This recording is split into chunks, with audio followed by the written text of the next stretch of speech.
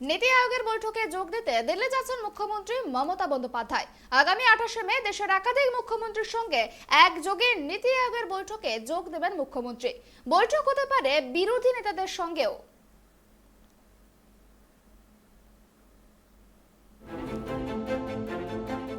নীতি আয়োগের বৈঠকে যোগ দিতে আগামী 27শে মে দিল্লি যাচ্ছেন মুখ্যমন্ত্রী মমতা বন্দ্যোপাধ্যায়। তার আগে শনিবার কেন্দ্রের বঞ্চনা নিয়ে ফের সুর চড়ালেন তৃণমূল নেত্রী। বিরোধীরা যেভাবে কথায় কথায় তৃণমূলের গায়ে চোর তকমা সেঁটে দিচ্ছে তা নিয়েও প্রতিবাদে সোচ্চার হয়েছেন মুখ্যমন্ত্রী। কালীঘাটে এদিন সাংবাদিকদের প্রশ্নের উত্তরে মুখ্যমন্ত্রী জানান, আগামী 27 তারিখ নীতি আয়োগের বৈঠকে যোগ দিতেই দিল্লি যাচ্ছেন তিনি। এর পাশাপাশি কেন্দ্রের বঞ্চনা নিয়েও উষ্মা প্রকাশ করে বলেন, ওরা তো একটা পয়সাও দেয় না, তার উপর আবার কাউকে কাউকে দিয়ে বলাচ্ছে টাকা দিলেই নাকি সব খেয়ে নেবে, যেন মনে হচ্ছে আমরা সব খেয়ে নিয়েছি। মমতার প্রশ্ন, এত রাস্তাঘাট এমনি এমনি হয়েছে, এগুলো কি সব আকাশ থেকে পড়েছে? তিনি জানান, রাস্তাঘাট সহ পরিকাঠামো উন্নয়নের বাংলার স্থান 1 নম্বরে। কেন্দ্রীয় সরকারই বলেছে 100 দিনের কাজে বাংলা 1 নম্বরে রয়েছে। রাস্তা নির্মাণ এবং আবাস যোজনার ক্ষেত্রেও কেন্দ্র বাংলাকে 1 নম্বরে রেখেছে। এরাজ্যে 100 দিনের কাজ, আবাস যোজনা সহ বিভিন্ন কেন্দ্রীয় প্রকল্প রূপায়ণে দুর্নীতি নিয়ে দীর্ঘদিন ধরেই সরব বিরোধীরা। শিক্ষক নিয়োগে দুর্নীতি নিয়েও বিরোধী নেতারা তৃণমূলকে লাগাতার আক্রমণ শানিয়ে চলেছেন। তৃণমূল নেতাদের উদ্দেশ্যে অনেক জায়গায় চোর চোর স্লোগান উঠেছে। তৃণমূল নেত্রী এদিন বলেন, কেউ কেউ আমাদের বিরুদ্ধে কুৎসা করে বেড়াচ্ছে, সবাই চোর আর ওরা সব সর্দার। যদিও বিরোধীরা খারাপ ভাষায় কথা বললেও তিনি রাজনৈতিক শিষ্টাচার লঙ্ঘন করবেন না বলেও জানিয়েছেন তৃণমূল নেত্রী। রাজনৈতিক সৌজন্য বজায় রেখে চলতে চান মমতা। মুখ্যমন্ত্রীর কথাই, আমি ওদের কথাবার্তা পছন্দ করি না বলে ওদের সম্পর্কে বলতে আমার খারাপ লাগে। ওরা না জানে ভাষা, না জানে সৌজন্য, না জানে দেশের স্বাধীনতার ইতিহাস, রুচিহীন ভাষার কথা বলে ওরা। কর্ণাটক বিধানসভা নির্বাচনে বিজেপির ভরাডুবির পর তৃণমূল নেত্রীর দিল্লি যাত্রা নিয়ে রাজনৈতিক মহলে তীব্র কৌতূহল তৈরি হয়েছে। কারণ অতীতে একাধিকবার নীতি আয়োগের বৈঠকে যোগ দেননি মমতা, বদলে অর্থমন্ত্রীকে রাজ্যের প্রতিনিধি হিসেবে পাঠিয়েছেন। কিন্তু এবার মুখ্যমন্ত্রী নিজেই নীতি আয়োগের বৈঠকে উপস্থিত থাকবেন বলেই নবান্ন সূত্রে জানা গিয়েছে। আগামী বছর লোকসভা ভোটের আগে সম্ভবত এটাই নীতি আয়োগের শেষ বৈঠক। সূত্রের খবর, ওই বৈঠকে জিএসটির বকেয়া মেটানো সহ রাজ্যের হয়ে একাধিক দাবি পেশ করতে চলেছেন মুখ্যমন্ত্রী। কেন্দ্রীয় প্রকল্প রূপায়ণে দিল্লির অসহযোগিতা নিয়েও সরব হতে পারেন তিনি। রাজ্যের দাবি দেওয়া আদায়ের পাশাপাশি এবারের সফরে আসন্ন লোকসভা ভোটের প্রস্তুতি নিয়েও বিভিন্ন বিরোধী দলের নেতাদের সঙ্গে দেখা করতে পারেন তৃণমূল নেত্রী। সেজন্য বিভিন্ন দলের সঙ্গে যোগাযোগ করছেন তৃণমূল নেতৃত্ব। Bureau report, tribe TV. নীতি আয়োগের বৈঠকে মুখ্যমন্ত্রী দিল্লি যাচ্ছেন। আগামী 28শে মে দিল্লির উদ্দেশ্যে রওনা দিচ্ছেন মুখ্যমন্ত্রী মমতা বন্দ্যোপাধ্যায়, এমনটাই নবান্ন সূত্রে জানা গিয়েছে। আগে গতবার আমরা দেখেছিলাম যে নীতি আয়োগের একাধিক বৈঠক হয়েছে, কিন্তু সেই বৈঠকে যোগ দেননি মুখ্যমন্ত্রী মমতা বন্দ্যোপাধ্যায়। তবে এবার এই বৈঠকে যোগ দিচ্ছেন এবং সামনে যে লোকসভা নির্বাচন আছে, নির্বাচনের শেষ নীতি আয়োগের বৈঠক এটাই, এমনটাই কিন্তু সূত্র মারফত জানা গিয়েছে। এবং নীতি আয়োগের এই বৈঠকে যোগ দিতে যাচ্ছেন মুখ্যমন্ত্রী মমতা বন্দ্যোপাধ্যায় দিল্লিতে, এবং দিল্লিতে কেন্দ্রীয় যে বঞ্চনা, সেই বঞ্চনা নিয়েও সরব হতে পারেন মুখ্যমন্ত্রী, এমনটাও কিন্তু জানা গিয়েছে সূত্র মারফত। এই বিষয় নিয়ে আমরা আরো বিস্তারিত জানাবো। আমাদের সঙ্গে সরাসরি নিউজ রুম থেকে রয়েছেন আমাদের প্রতিনিধি গৌতম। গৌতম, তোমার কাছে যে বিষয়টি নিয়ে প্রথমেই আসবো, নীতি আয়োগের বৈঠকে যোগ দিতে দিল্লি যাচ্ছেন মুখ্যমন্ত্রী মমতা বন্দ্যোপাধ্যায়। আমরা এর আগেও দেখেছিলাম যে নীতি আয়োগের বৈঠক হয়েছে, কিন্তু সেই বৈঠকে যোগ দেননি মুখ্যমন্ত্রী। তাহলে এবার কেন এই যোগ দিতে যাচ্ছেন মুখ্যমন্ত্রী, কি জানা যাচ্ছে?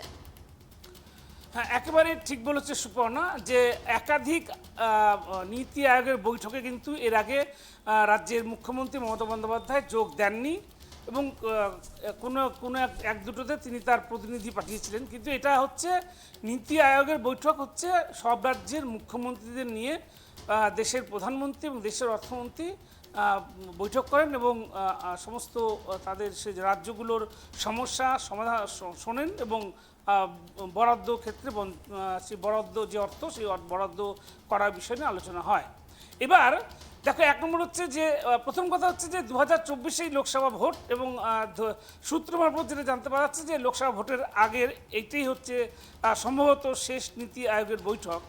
এই বিষয়টি নিয়ে কিন্তু যাওয়ার আগেই মানে সিদ্ধান্ত নিয়েছেন 28শে মে তিনি দিল্লি যাচ্ছেন মুখ্যমন্ত্রী মমতা বন্দ্যোপাধ্যায়ের বৈঠকে, নীতি আয়োগের বৈঠকে, তার আগেই কিন্তু তিনি বলে দিয়েছেন, সরব হয়েছেন বিশেষ করে আর কি কেন্দ্রীয় সরকারের বিভিন্ন বঞ্চনার বিষয় নিয়ে। তুমি জানো যে রাজ্যের শাসক দল তার বারবার কেন্দ্রের সরকারের বিরুদ্ধে অনেক বঞ্চনার অভিযোগ তুলেছেন, যেমন 100 দিনের প্রাপ্য টাকা, আবাস যোজনার টাকা সহ মিড ডে মিলের টাকা, প্রচুর টাকা যারা বলছেন যে 1 লক্ষ কোটি টাকা পাওনা রয়েছে কেন্দ্র সরকারের কাছে, যেটা মুখ্যমন্ত্রী বারবার দরবার করেছেন। বিভিন্ন সময় আমরা জানি যে তৃণমূলের যে সভাপতি সাধারণ সম্পাদক অভিষেক বন্দ্যোপাধ্যায়, তিনি সাংসদ হিসাবে এবং সাংসদদের নিয়ে তিনি দিল্লিতে গেছিলেন গ্রামীণ পঞ্চায়েত দপ্তরে, সেটাও আমরা দেখেছি।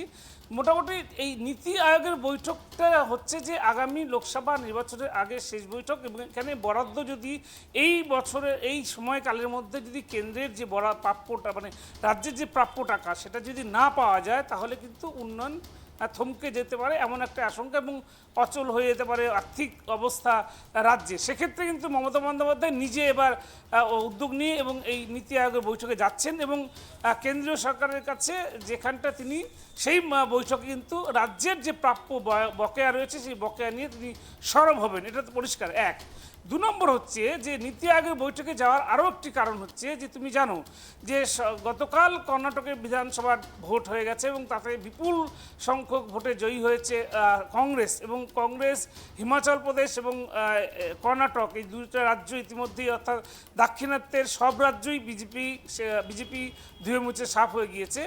এরপরে এখন যেটা বিষয় সেটা হচ্ছে বিরোধী দলগুলো, বিজেপি বিরোধী দলগুলো, তারা কিন্তু আগামী যে লোকসভা নির্বাচন আছে 2024-এর, তার আগে কিন্তু তারা একটা জোট বাঁধতে চলেছেন, এটাই কিন্তু পরিষ্কার চিত্র। ইতিমধ্যেই তুমি জানো মুখ্যমন্ত্রীর সাথে বৈঠক করে গিয়েছেন নীতিশ কুমার, বিহারের মুখ্যমন্ত্রী, এবং মুখ্যমন্ত্রী ভুবনেশ্বর গেছিলেন, সেখানে নবীন পটনায়কের সাথে বৈঠক করেছেন। বৈঠক হয়েছে তার কেজরিওয়ালের সাথে, বৈঠক হয়েছে সপার সুপ্রিমো অখিলেশ যাদবের সাথে, এরকম তোমার টিআই চন্দ্রশেখর তার সাথেও বৈঠক হয়েছে, কুমারস্বামী যিনি ডিএসএ তার সাথে জেডিএসের প্রধান তার সাথেও বৈঠক হয়েছে, মমতা বন্দ্যোপাধ্যায়। মোটামুটি বিজেপি বিরোধী যে দলগুলো রয়েছে, আঞ্চলিক দলগুলো বিশেষ করে, সেই দলগুলো কিন্তু একজোট হয়েছে এই বিজেপিকে সরাতে, বিজেপিকে আগামী যে লোকসভা নির্বাচন তার বিরোধিতা করতে। এবং এই যে কর্ণাটক বিধানসভার ফলাফল হলো, এই ফলাফলের পরে যেমন কংগ্রেসের শক্তি বৃদ্ধি হয়েছে এবং উজ্জীবিত হয়েছে কংগ্রেস, এবার পাশাপাশি যে আঞ্চলিক দলগুলো সেগুলোও যথেষ্ট শক্তিশালী হয়েছে, এবং ফলে বিজেপির বিরোধী একটা প্রবল হাওয়া কিন্তু বইতে শুরু করে দিয়েছে।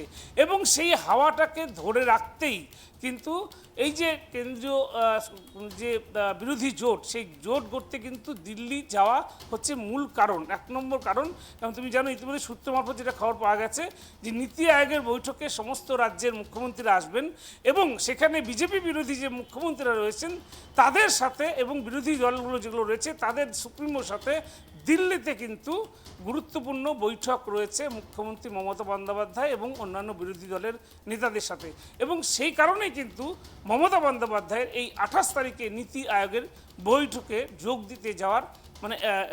দিতে যাওয়ার সিদ্ধান্ত নিয়েছেন মমতা বন্দ্যোপাধ্যায়। সুবর্ণা, একেবারে অনেক ধন্যবাদ। যেমনটা জানা যাচ্ছে মুখ্যমন্ত্রী 28শে মে কিন্তু যাবেন নীতি আয়োগের বৈঠকে যোগ দিতে, এমনটাই কিন্তু জানা গিয়েছে। এবং এছাড়াও এই বৈঠকটা শুধুমাত্র সামনেই যে কর্ণাটকের ফলাফল ঘোষণা হলো, গতকালই ঘোষণা হয়েছে, সেই ঘোষণার পরেই এই বৈঠক নিয়ে ইতিমধ্যেই কিন্তু গুঞ্জন শুরু হয়েছে, কারণ মুখ্যমন্ত্রী মমতা বন্দ্যোপাধ্যায় এর আগে একাধিক নীতি আয়োগের বৈঠক হয়েছিল, সেখানে যোগ দেননি। কিন্তু সেক্ষেত্রে এবার এই যে যোগ দিতে যাচ্ছেন মুখ্যমন্ত্রী নিজেই, সেক্ষেত্রে একটা গুঞ্জন ইতিমধ্যেই তৈরি হয়েছে। এবং আরও যেমনটা জানা গিয়েছে যে ওই বৈঠকে জিএসটি এবং বকেয়া মেটানো সহ রাজ্যের একাধিক দাবি পেশ করতে চলেছেন মুখ্যমন্ত্রী, এবং কেন্দ্রীয় যে প্রকল্প রূপায়ণে দিল্লি অসহযোগিতা করেছে সেই বিষয়ে সরব হতে পারেন মুখ্যমন্ত্রী, এমনটাও কিন্তু জানা যাচ্ছে। এবং এছাড়াও যেটা মূল বিষয়, সেই বিষয়টি হচ্ছে বৈঠকে মুখ্যমন্ত্রী বিরোধী নেতাদের সঙ্গেও যোগ দিতে পারেন, বিরোধী নেতাদের সঙ্গেও বৈঠক করতে পারেন, এমনটাও কিন্তু জানা যাচ্ছে।